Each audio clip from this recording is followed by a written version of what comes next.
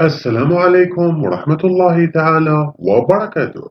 قبل البداية لا تنسوا الاشتراك في القناة وضع زر لايك للفيديو لمشاهدة الحفل المباشر.